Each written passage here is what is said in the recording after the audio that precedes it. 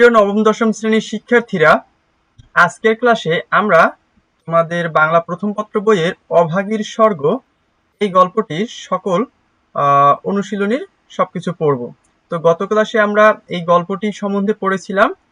তো এই ক্লাসে আমরা লেখক পরিচিতি, পাঠ পরিচিতি, বহু নির্বাচনী এবং সৃজনশীল এগুলো পড়ব। ঠিক আছে? আচ্ছা, তো চলো প্রথমে আছে লেখক পরিচিতি। আমরা লেখক পরিচিতিটা একটু পড়ে নেই। লেখক পরিচিতি। অভাগীর স্বর্গ লিখেছেন কে? শরৎচন্দ্র চট্টোপাধ্যায়। ঠিক আছে, বিখ্যাত কবি শরৎচন্দ্র চট্টোপাধ্যায়। আচ্ছা, শরৎচন্দ্র চট্টোপাধ্যায় ভারতের পশ্চিমবঙ্গ রাজ্যের হুগলি জেলার দেবানন্দপুর গ্রামে 15ই সেপ্টেম্বর 1876 সালে জন্মগ্রহণ করেন। আর্থিক সংকটের কারণে এফএ শ্রেণীতে পড়ার সময় তার ছাত্রজীবনের অবসান ঘটে। তিনি কিছুদিন ভবঘুরে হয়ে বিভিন্ন জায়গায় ভ্রমণ করেন। পরে 1903 সালে ভাগ্যের সন্ধানে বার্মা, বর্তমানে মায়ানমার যান। আচ্ছা, এবং রেঙ্গুনে অ্যাকাউন্ট জেনারেল অফিসে কেরানি পদে চাকরি করেন। প্রবাস জীবনে তার সাহিত্য সাধনা শুরু এবং তিনি অল্পদিনেই খ্যাতি লাভ করেন। 1916 সালে তিনি কলকাতায় ফিরে আসেন এবং নিয়মিতভাবে সাহিত্য সাধনা করতে থাকেন। গল্প, উপন্যাস রচনার পাশাপাশি তিনি কিছু প্রবন্ধ রচনা করেন। তিনি রাজনৈতিক আন্দোলনেও যোগ দিয়েছিলেন, কিন্তু পরে তা ত্যাগ করেন। তিনি 1920 সালে কলকাতা বিশ্ববিদ্যালয়ের জগত্তারিণী পদক এবং 1937 সালে ঢাকা বিশ্ববিদ্যালয় থেকে ডি.লিট উপাধি লাভ করেন। আচ্ছা, দেখো একটা জিনিস খেয়াল করবা, সবসময় সব কবিদের ক্ষেত্রে এই জিনিসটা প্রযোজ্য।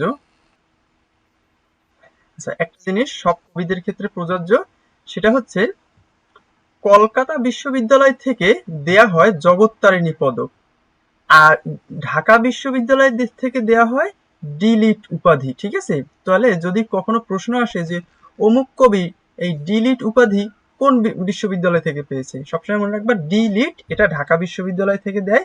কারণ ঢাকার, মনে রাখবা ঢাকার প্রথম অক্ষর ডি, বা ইংলিশে ড, তাই না? ইংলিশে এই যে ড, ডি, আর ডি লিট, তাই তো? আর ঢাকা লিখতেও DHAKA, এটা মনে রাখবা। আর কলকাতা থেকে দেয় জগত্তারিণী পদক। ঠিক আছে, এই জিনিসটাই তোমাদেরকে একটু বোঝাতে চাচ্ছি। প্রিয় শিক্ষার্থী, আমাদের চ্যানেলের ভিডিওগুলো যদি তোমার পড়াশোনায় একটুও হেল্প করতে পারে, তবে আমাদের চ্যানেলটি সাবস্ক্রাইব করে দিতে পারো। এই ভিডিওটি ভালো লাগলে একটি লাইক দিও। আমাদের ভিডিওর মাধ্যমে যদি তুমি পড়াশোনায় একটু উপকৃত হও, তবেই আমরা সার্থক। শরৎচন্দ্র চট্টোপাধ্যায় বাংলা কথা সাহিত্যে দুর্লভ জনপ্রিয়তার অধিকারী। তার উল্লেখযোগ্য গ্রন্থ বড়দিদি, বিরাজ বউ, রামের সুমতি, দেবদাস, বিন্দুর ছেলে, পরিণীতা, পণ্ডিত মশাই, মেজদিদি, পল্লী সমাজ, বৈকুণ্ঠের উইল, শ্রীকান্ত, চরিত্রহীন, দত্তা, ছবি, গৃহদাহ, দেনা পাওনা, পথের দাবি, শেষ প্রসন্ন ইত্যাদি। শরৎচন্দ্র 16ই জানুয়ারি 1938 সালে মৃত্যুবরণ করেন। ঠিক আছে, এই শরৎচন্দ্র চট্টোপাধ্যায় এমন এক বিখ্যাত কবি, যার গল্প নিয়ে যে হিন্দি নায়ক শাহরুখ খান, তারপর কি ঐশ্বরিয়া রয়, এরাও মুভি তৈরি করেছে। দেবদাস নামের যে মুভি আছে, এই যে ওনার ওনার এই দেবদাস উপন্যাসের উপর ভিত্তি করে তৈরি করা হয়েছে, তাই না? তাহলে বোঝাই যায় যে উনি আসলে কত বড় মাপের একজন লেখক ছিলেন। তো এরপর গল্পটি আমরা গত ক্লাসেই পড়ে নিয়েছিলাম।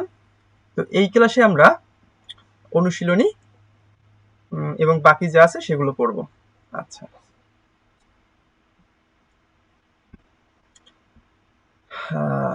আচ্ছা, আমরা একটু শব্দার্থ টিকা এটা পড়ে নেই। মুখুজ্জে অর্থাৎ মুখোপাধ্যায় পদবী, লোকমুখে উচ্চারণের পার্থক্য ঘটেছে এখানে। ঠিক আছে, যে মুখোপাধ্যায়কেই একটু আঞ্চলিক টানে মুখুজ্জে বলে ডাকা হয়, মুখুজ্জে মশাই। বর্ষীয়সী, অতি বৃদ্ধ, সকলের মধ্যে বয়সে বড়, স্ত্রীবাচক শব্দ হিসেবে ব্যবহৃত। সঙ্গতিপন্ন, অর্থ সম্পদের অধিকারী। অন্ত্যেষ্টিক্রিয়া, মৃত ব্যক্তির সৎকার, মৃত্যুর জন্য অন্তিম বা শেষ অনুষ্ঠান। স্বর্গ, স্বর্গ, লোকমুখের উচ্চারণের পার্থক্য ঘটেছে, তাই না? স্বর্গকেই স্বর্গ উচ্চারণ করে। অন্তরিক্ষ, আকাশ, গগন। ভুক্তাবশেষ, ভোজন বা খাওয়ার পরে পাতে যা পড়ে থাকে। প্রসন্ন, সন্তুষ্ট, খুশি। প্রসন্ন মুখ, খুশি ভরা মুখ। ক্রোর, কোল, মায়ের ক্রোড়ে, বলে না বন্যেরা বনে সুন্দর, শিশুরা মাতৃ ক্রোড়ে, ক্রোড়ে মানে কোলে। শশব্যস্ত, খরগোশ বা শশকের মতো ব্যস্ত। তেনার মানে তার। দুলে, পালকি বহনকারী হিন্দু সম্প্রদায় বিশেষ। নিচু জাতের মানুষ বলে অভিহিত। তাহলে দুলেরদের কাজ হচ্ছে যারা পালকি টানাটানি করে, ঠিক আছে, ঘাড়ে করে। আচ্ছা, ইন্দ্রজাল, জাদুবিদ্যা। এখানে গল্পের মাধ্যমে মুগ্ধ বা মোহিত করে রাখার ক্ষমতাকে বোঝানো হয়েছে। রোমাঞ্চ, শিহরণ, অনুভূতির আধিক্যে গায়ের লোম দাঁড়িয়ে যাওয়া। ভগ্নকণ্ঠ, বিকৃত, বিকৃত স্বর। এখানে অতি আবেগে কাঙালির ভাঙা বা বিকৃত স্বরে কথা বলা বোঝানো হয়েছে। প্রণামী, পুরোহিত বা দেবদেবীকে দেওয়া সালামি। এখানে কবিরাজকে চিকিৎসা ফি হিসেবে দেওয়া টাকা বোঝানো হয়েছে। মুষ্টিযোগ, টোটকা চিকিৎসা। গেটে করি, কাঁটাযুক্ত শামুক জাতীয় প্রাণী। নিস্তব্ধ, নিশ্চল, নিসার, নির্বাক। হরিধ্বনি, হরি নামের ধ্বনি। হিন্দু ধর্মাবলম্বীরা মৃতদেহ বহন করার সময় সমবেত কণ্ঠে দেবতা হরির নাম উচ্চস্বরে বলে থাকে, তাকে হরিধ্বনি বলে। সংস্কার, বিশ্বাস, ঝোঁক, আজন্ম লালিত ধারণা। অসন, খাদ্যদ্রব্য, আহারের বস্তু। সন্ধ্যাগ্নিক, সন্ধ্যাবেলায় হিন্দু সম্প্রদায়ের নিত্যকরণীয় পূজা। পাঠ পরিচিতি, এবার আমরা একটু পাঠ পরিচিতি পড়ে নিই। সুকুমার সেন সম্পাদিত শরৎ সাহিত্য সমগ্র গ্রন্থের প্রথম খণ্ড থেকে অভাগীর স্বর্গ নামক গল্পটি সংকলন করা হয়েছে। গরিব দুঃখী নিচু শ্রেণীর ছেলে কাঙালি, তার মা অভাগী। প্রতিবেশী উঁচু জাতের বাড়ির গৃহকর্ত্রীর মৃত্যুর পর সৎকারের দৃশ্য দেখে অভাগীর ভেতরকার ভাবানুভূতি প্রকাশের মাধ্যমে শুরু হয় এ গল্প। মৃতের শবযাত্রার আড়ম্বরতা ও সৎকারের ব্যাপকতা দেখে অভাগীও নিজের মৃত্যু মুহূর্তের স্বপ্ন দেখে। চন্দন, সিঁদুর, আলতা, মালা, ঘৃত, মধু, ধূপ, ধুনা, অগ্নির ধোঁয়ায় মুখুজ্জে বাড়ির গিন্নি স্বর্গে গমন করেছেন। দুঃখিনী অভাগীও ভাবে তার মৃত্যুর সময় স্বামীর পায়ের ধুলি নিয়ে মৃত্যু শেষে পুত্র মুখাগ্নি করলে সেও স্বর্গে যাবে। মৃত্যুর সময় কাঙালি তার বাবাকে হাজির করতে পারলেও পারেনি কাঠের অভাবে মায়ের সৎকার করতে। এ গল্পে সামন্তবাদের নির্মম রূপ এবং নিচু শ্রেণীর হতদরিদ্র মানুষের দুঃখ, কষ্ট ও যন্ত্রণা শরৎচন্দ্র অত্যন্ত দরদী ভাষায় উপস্থাপন করেছেন। ক্লিয়ার? খুবই কঠিন গল্প। কঠিন বলতে তুমি যদি গল্পটি পড়ার সময় অনুভব করতে যাও তখন তোমার কান্না চলে আসবে, বুঝতে পেরেছো? এতটাই ট্র্যাজেডিক একটা গল্প। আচ্ছা, এরপরে আমরা চলে এসেছি বহু নির্বাচনী প্রশ্নে। কোন নদীর তীরে শ্মশানঘাট অবস্থিত? ওই যে অভাগীর স্বর্গ গল্পটিতে কোন নদীর তীরে শ্মশানঘাট ছিল? উত্তর হচ্ছে গরুর নদীর। ঠিক আছে, গরুর নদীটার নামই হচ্ছে গরুর। যে কি নদী? গরুর নদী। বুঝতে পেরেছো? গরুর কথার মধ্যে কিন্তু গরু নাই। এটা গরুর বলতে গরুর নামের একটা পাখি ছিল পুরাণে, সেই গরুর পাখির নাম অনুসরণ করে এই নদীর নাম রাখা হয় গরুর নদী। বুঝতে পারছো? আচ্ছা, রসিক বেলগাছটি কি কাজে ব্যবহার করতে চেয়েছিল? অবশ্যই অভাগীর শেষ ইচ্ছা তাকে পোড়ানো বা শবদাহ করার জন্য। ঠিক আছে, শব মানে হচ্ছে মৃত, যে লাশটা তাকে বলা হয় শুদ্ধ ভাষায় শব, আর দাহ করা মানে তো পোড়ানো বা সৎকার করা। তাহলে অভাগীর শবদাহ, এটাই উত্তর হবে, তাই তো? ঘর বাড়ি, রান্না বান্না এগুলো কিছুই না, কাঙালির জন্য না। এরপরে উদ্দীপকটি পড়ি এবং ৩ নম্বর প্রশ্নের উত্তর দেই। তর্করত্ন কহিলেন, ধার নিবি? শুধবি কিভাবে? গফুর বলিল, যেমন করে পারি শুধাবো বাবা, বাবা ঠাকুর, তোমাকে ফাঁকি দেব না। তর্করত্ন অভাগীর স্বর্গ গল্পের কোন চরিত্রের প্রতিনিধি? ঠিক আছে, অর্থাৎ কোন চরিত্র ঠিক এইভাবেই টাকা পয়সা ধার দেয়, ধার না দিলে হয়তো মারে, ধরে, অত্যাচার করে। এরকম ছিল কে অভাগীর গল্প? ছিল, দেখো দারোয়ানজি তো ছিল চাকর, কার চাকর ছিল? অধরের চাকর ছিল। সেই অধর ব্যক্তিটাই বলে যে বেলগাছ নিতে হলে 5 টাকা দে, তাই না? এই যে সেই অধর। এরপরে আমরা চলে আসি সৃজনশীল প্রশ্নে। ঠিক আছে, তোমাদের জন্য আমি সৃজনশীলের অ্যান্সার তৈরি করে রেখেছি। চলো সেখান থেকে আমরা সৃজনশীলটা পড়ি।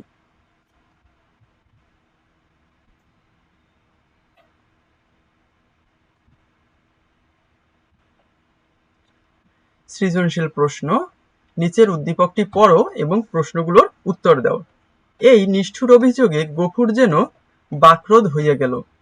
ক্ষণেক পরে ধীরে ধীরে কহিল, কাহন খানেক খড় এবার ভাগে পেয়েছিলাম, কিন্তু গেল সনের বকেয়া বলে কর্তামশায়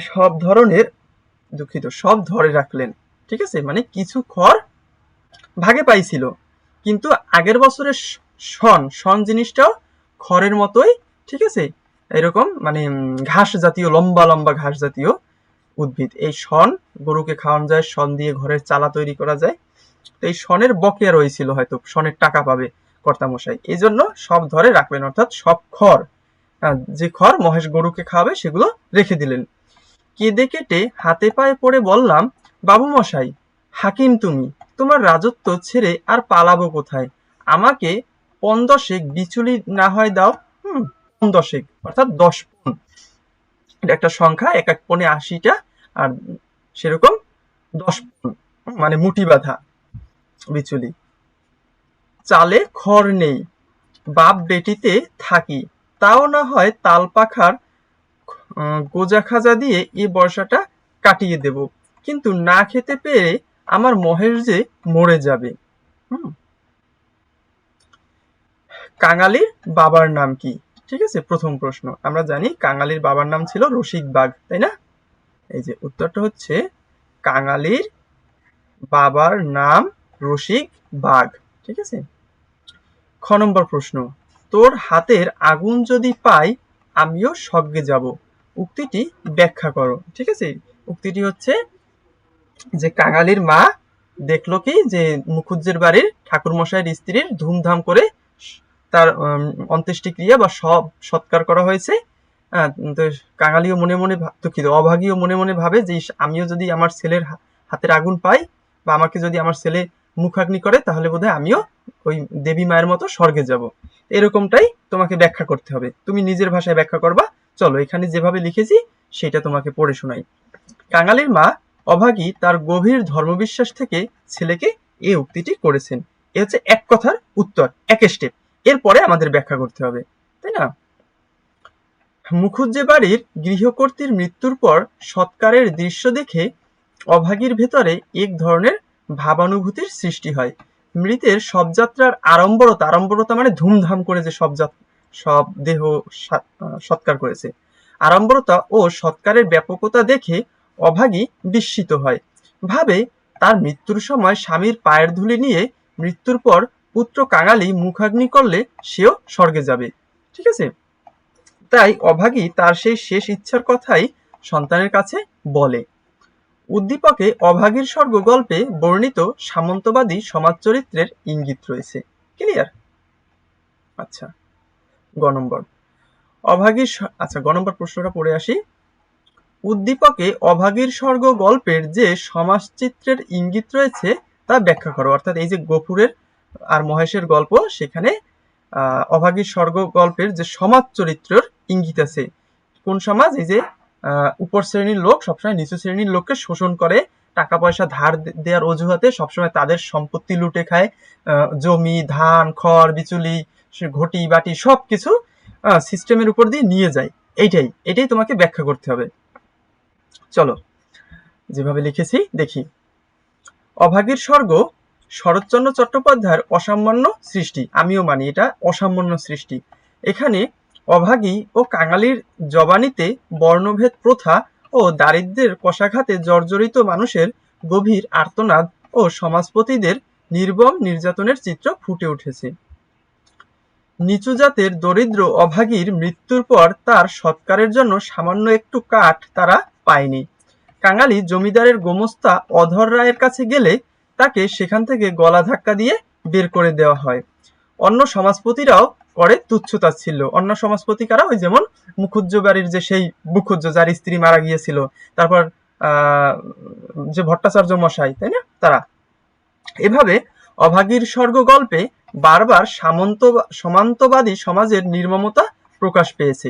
এরপর গফুরের বিষয়টা আলোচনা করবা। উদ্দীপকের গফুর দারিদ্র্যের নির্মম কষাঘাতে জর্জরিত। সেখানে বাপ বেটির অন্ন জোটে না। সেখানে অবলা প্রাণী মহেশকে, মহেশ অর্থ একটা গরু, ঠিক আছে, গরু বা মহিষ হইতে পারে, গরু বা গাই, খাওয়াবে কি? যেখানে বাপ বেটিরই খাবার জোটে না, গফুর আর গফুরের মেয়ে, সেখানে তার গৃহপালিত গরুকে খাওয়াবে কি? মহেশকে বাঁচানোর জন্য পণ-10 বিচুলির জন্য, বিচুলি কি? গরুর খাবার, সহজ ভাষায়।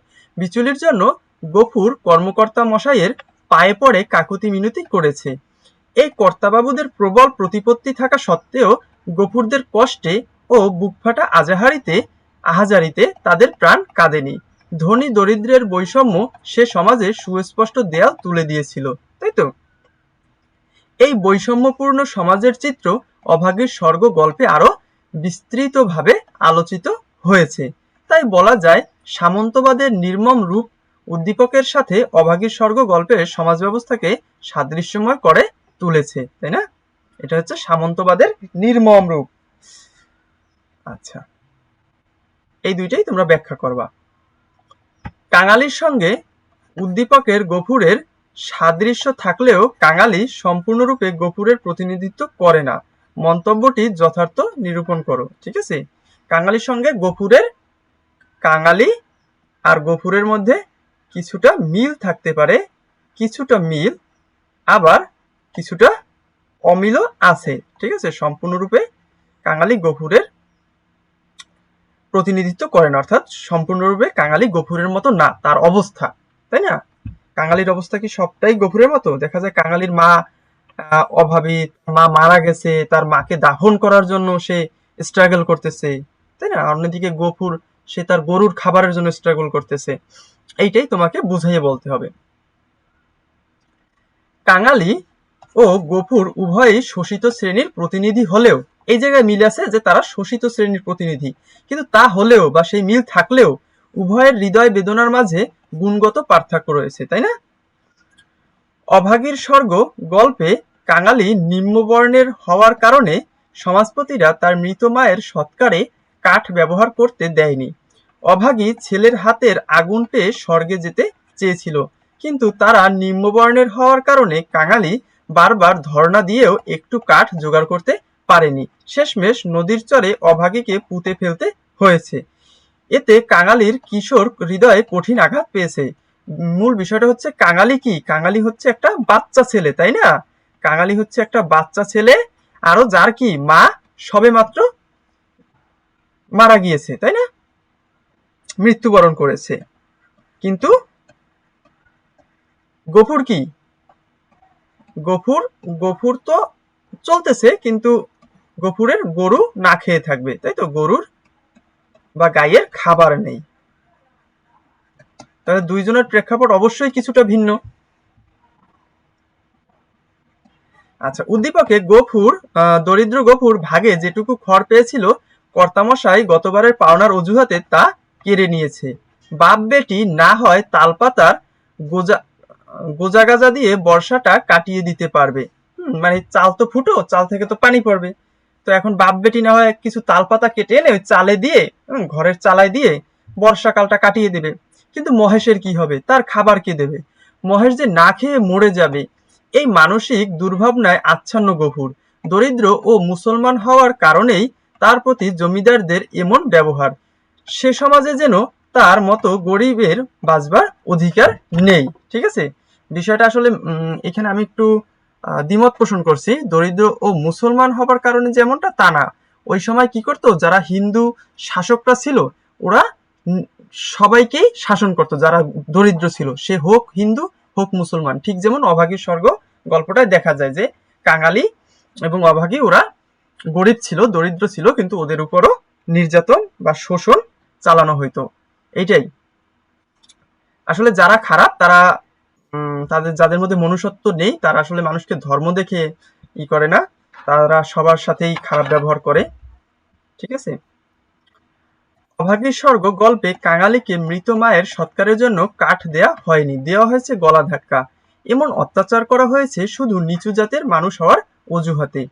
মাতৃহারা আশ্রয়হীন একটি শিশুর কাকতি মিনতি সমাজপতিদের মনে কোনো আবেদন সৃষ্টি করেনি। অন্যদিকে গরিব মুসলমান হওয়ার কারণে কর্তাবাবুরা নানা ছুতানাতায় গফুরকে বঞ্চিত করেছে। তবে এখানে গফুর ও কাঙালির মধ্যে মানসিক যন্ত্রণা ও বেদনার গুণগত পার্থক্য বিদ্যমান। একজন মায়ের সৎকারে কাঠ জোগাড় করতে পারেনি, অন্যজন একটি অবোধ প্রাণীর জন্য খড় সংগ্রহ করতে পারেনি। একজনের মাঝে লক্ষ্য করা যায় মাতৃভক্তি, অন্যজনের মাঝে প্রাণীপ্রীতি। ঠিক আছে। একজনের মাঝে লক্ষ্য করা যায় মাতৃভক্তি, যে মা চাইছে তারে যেন সপ্তাহ করা হয়, আর অন্যজনের মাঝে প্রাণীপ্রীতি, কারণ কি গফুর চায় মহেশ যেন না খেয়ে থাকে। বুঝতে পেরেছো? তো এই ভিডিওটি, এই ক্লাসটি আরো একবার প্রথম থেকে দেখতে পারো যদি না বুঝে থাকো। ঠিক আছে, তাহলে আশা করি বুঝে যাবে। তো এই ক্লাসটি এ পর্যন্তই।